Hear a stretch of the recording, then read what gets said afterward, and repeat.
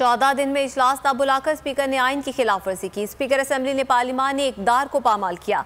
मैं point of order के लिए खड़ा हुआ तो स्पीकर ने देखना भी गवारा नहीं किया।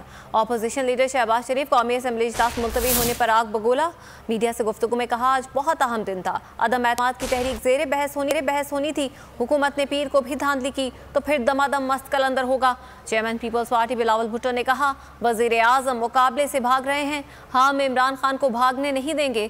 हुक्मरानों के सामने अपोजिशन मुत्तहिद है। मौलाना असद महमूद ने कहा, स्पीकर ने इमरान खान के ज़ाती नौकर की हैसियत से बात की। पार्लिमान के अंदर और बाहर कुव्वत का मुजाहिरा करेंगे।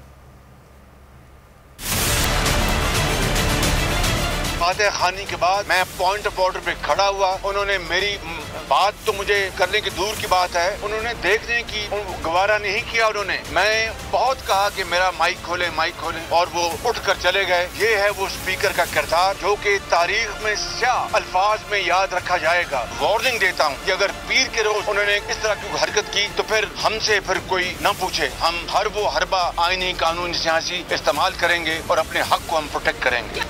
इस स्पीकर ने इमरान का सहूलतकार बन के ना सिर्फ आज का डेट से भागे हैं, इससे पहले जब 14 दिन बाद आइन के मुताबिक सेशन को बुलाना चाहिए था, उस सेशन से भी वो भागे। हर वो हरकत को हरबा इस्तेमाल कर रहे हैं कि किसी न किसी तरीके से ये भाग सके। पाकिस्तान के सारे जो अपोजिशन जमातें हैं मुत्तहिद है और हम इमरान को नहीं भागने देंगे। कब तक भाग सकता है आपका बुज़दिल वज़ीर आज़म? चैलेंज करता हूँ इमरान खान को कि वो 172 मेंबरान कौमी असम्बली में पूरे करके दिखाए। 10 लाख के दावे तो बाद में है।